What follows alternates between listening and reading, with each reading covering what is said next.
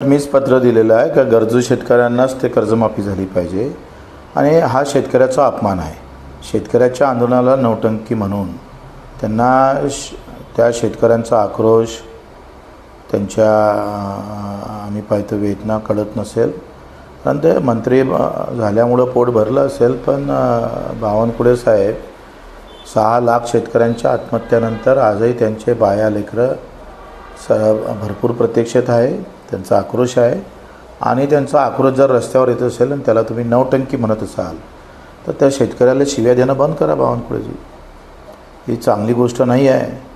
आणि तुम्ही काही दिले तर स्वतःच्या घरून दिले नाही. मुख्यमंत्री काय वखराले गेले होते का? मेहनत करून दिले.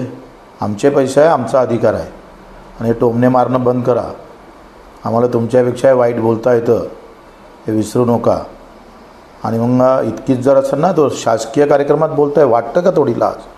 शासकीय कार्यक्रमात बोलत आहे, पैसा सरकारचा आणि भाषण राजकीय. कुठला रीतिरिवाज आहे हा? बोलायचं असेल स्वतःची राजकीय सभा घ्या, पैसे खर्च करा, बोला ना तिथं बोलायचं आहे तर.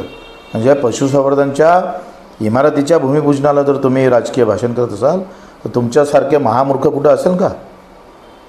शासकीय कार्यक्रमात तुम्ही राजकीय भाषण करणं हे काही योग्य नाही आहे. वाटते यावर आम्ही तक्रार पण करू. आणि काल एवढा मोठा संत्र्याच्या पट्ट्यामध्ये कार्यक्रम झाला. मुख्यमंत्री होते, माजी कृषी मंत्री होते, पालकमंत्री होते, पशुसंवर्धन मंत्री. त्या आमदारांना बोलू दिलं नाही तिथल्या. आणि संत्र्याबद्दल एक शब्द बोलायला तयार नाही. 2015ला तुम्ही भूमिपूजन केलं आणि 15पासून एक खळा एखादा रेतीचा ट्रक तरी आणता आला तुम्हाला? लाज नाही वाटायला पाहिजे चाली. आणि रामदेव बाबांना आता कारखाना सुरू केला. काय भावात घेणार आहे रामदेव बाबा? करा ना जाहीर का या भावात आम्ही संत्रा घेऊ. आणि आजही संत्र्याचे झाडं उपडल्या जातं, उपडून फेकल्या जातं आहे.